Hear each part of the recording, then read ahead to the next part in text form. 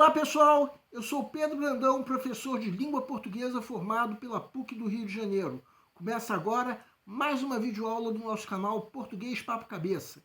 Em primeiro lugar, inscreva-se no nosso canal para não perder nenhuma das nossas próximas videoaulas e ative o sininho para receber todas as notificações. Nessa aula nós vamos estudar as três concepções de texto. Primeiramente vamos entender o quanto eu e cada um de vocês que estão me assistindo pertencemos a uma espécie única entre os seres vivos. A única espécie que fala. E falando, cada um de nós é capaz de formar ideias no cérebro dos demais. Isso com uma precisão incrível. E essa capacidade é a linguagem. Cada código que transmite uma mensagem é chamado de texto. Convém lembrar que um texto não é necessariamente escrito, já que não é necessário se escrever para se passar a uma ideia. As pinturas, desde as mais antigas até hoje em dia, passam ideias. Então, uma imagem, embora não seja escrita, passa uma ideia, sendo, portanto, um texto. Bem, esse é o conceito de texto. Mas o texto pode ter, segundo muitos teóricos, três concepções diferentes. E são essas concepções que nós vamos estudar nessa videoaula. Vamos entender. Segue um quadro.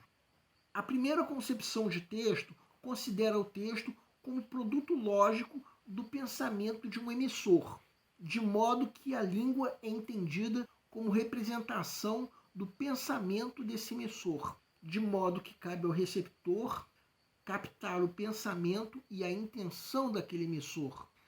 Podemos entender que, historicamente, tudo começou lá com aquelas pinturas rupestres, como essa que foi encontrada em Altamira, na Espanha, que representa um animal que nós podemos supor que foi visto pelo emissor.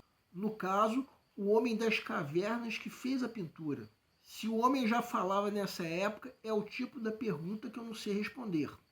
Mas podemos supor que essa pintura rupestre foi o primeiro texto que teve essa concepção de um produto lógico do pensamento de um emissor. E muito tempo depois, com a chegada da civilização, veio a Pedra de Roseta, que configurou uma série de leis promulgadas pelo faraó. O tempo foi passando e hoje em dia temos contos, novelas, entre outros textos que são produtos lógicos do pensamento do emissor. Agora vamos à segunda concepção, como produto lógico da codificação de um emissor subordinado. Nesse caso, a língua é entendida como um instrumento de representação. Cabe ao receptor captar essas representações e a intenção do emissor. Por enquanto está difícil de entender, né? Mas vamos supor uma propaganda como essa que vocês estão vendo agora. Uma propaganda é um exemplo típico de um texto em que essa concepção como produto lógico da codificação de um emissor subordinado é a concepção mais adequada, pelo menos num primeiro momento. Uma empresa contrata um publicitário para inventar um texto que passe a ideia a um suposto receptor de que vale a pena comprar aquele produto. Então esse publicitário se torna um emissor de um texto com o qual ele não necessariamente concorda. O publicitário que criou essa propaganda não tem obrigação nenhuma de concordar com o que diz essa propaganda. Nada impede, inclusive, dele detestar o Red Bull. Se ele gosta ou não do Red Bull é o tipo da pergunta que eu não sei responder. Mas o fato é que esse publicitário foi contratado para defender a boa qualidade do Red Bull. Imagino que muitos de vocês já devam estar pensando em vários outros textos em que essa concepção é a mais conveniente, pelo menos num primeiro momento. O texto como produto lógico da codificação de um emissor. Um editorial de jornal, por exemplo, não é assinado para não dar a entender que quem escreveu concorda com a ideia que esse texto defende. Quem concorda, pelo menos a princípio, é o jornal, não quem escreveu o editorial. Quem escreveu faz parte de uma equipe de redatores. Então, num editorial de jornal, pelo menos no primeiro momento, a concepção do texto como produto lógico da codificação de um editor subordinado é a mais adequada.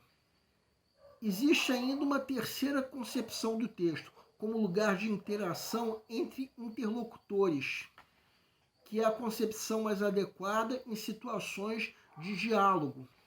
Nesses casos, o emissor, que é um sujeito ativo, é também receptor, e com isso se constrói um diálogo. E aí a língua, tal como o texto, é entendida como um lugar de interação. Então essa concepção é a mais adequada em situações de diálogo. Cada agente de produção de texto é, em alguns momentos, emissor e, em outros momentos, receptor. Uma entrevista é outro texto em que essa concepção é a mais adequada.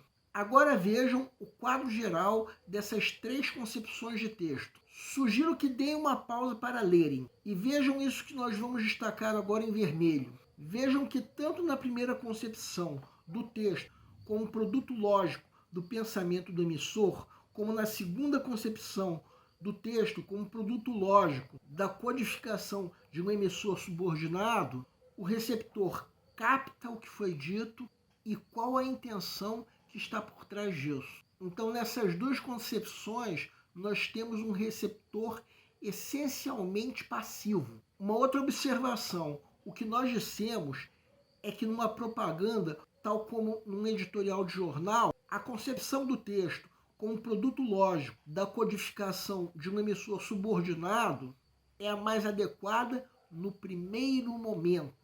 Por que isso? Vamos entender uma coisa. Um editorial de jornal, por exemplo, no momento em que ele é publicado, ele tende a ser lido por um indivíduo que pode ou não concordar com a ideia que esse editorial defende. E às vezes acontece de esse receptor, que é o leitor, escrever uma carta para o jornal dizendo se concorda ou não, por que concorda, por que discorda e por aí vai. A partir do momento em que isso acontece, temos um diálogo entre o jornal e o leitor, de modo que o texto passa a ser um ambiente de interação. Ou seja, a terceira dessas concepções. Também no caso de uma propaganda, muitas vezes acontece o quê? O receptor compra o produto e depois disso conversa com os amigos ou com a família se gostou ou não daquele produto. Se aquela propaganda fala a verdade. Mais uma vez, é adequada a terceira dessas concepções. Bem, cada vez mais nós estamos nos aprofundando no assunto de interpretação de textos. Tivemos nessa videoaula mais um recurso para essa interpretação, as três concepções de texto. Qualquer texto que um de nós pegue para ler, seja uma notícia de jornal, um livro, um conto, uma propaganda e por aí vai, é importante que você, como receptor, saque qual é a concepção mais adequada. O nosso canal Português Papo Cabeça antigamente se chamava Aprenda a Língua Portuguesa. Cada vez mais estaremos focados em vocês, que estão movendo a roda da história para que seja criado um futuro melhor para todos. Então, nosso foco principal continua sendo os vestibulandos, que terão no nosso canal uma fonte importante de estudos de língua portuguesa, onde nós ensinaremos os recursos da nossa língua para que possam, em primeiro lugar, escrever de forma adequada, entre outros textos, a redação do vestibular. Em segundo lugar, para que possam interpretar textos de forma adequada, não apenas numa prova de vestibular ao concurso, mas também na leitura de textos que ajudarão vocês a se manterem atualizados. Cada vez mais, nós teremos no nosso canal um Papo Cabeça. Ensinaremos nossa língua sim, mas de forma a estimular a inteligência que nasceu dentro de vocês e que precisa ser estimulada.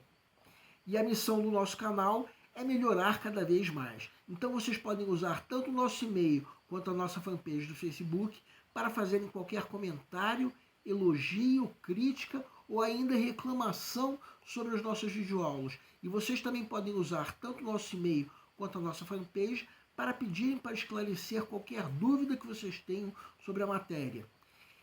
E nós agradecemos a todos vocês que estão assistindo nossas videoaulas. Em especial, nós agradecemos a todos vocês que estão compartilhando nossas videoaulas com outras pessoas. Muito obrigado porque vocês estão ajudando o nosso canal a ser feito. Pedimos ainda que deixem um like. Muito obrigado e aguardem nossa próxima aula.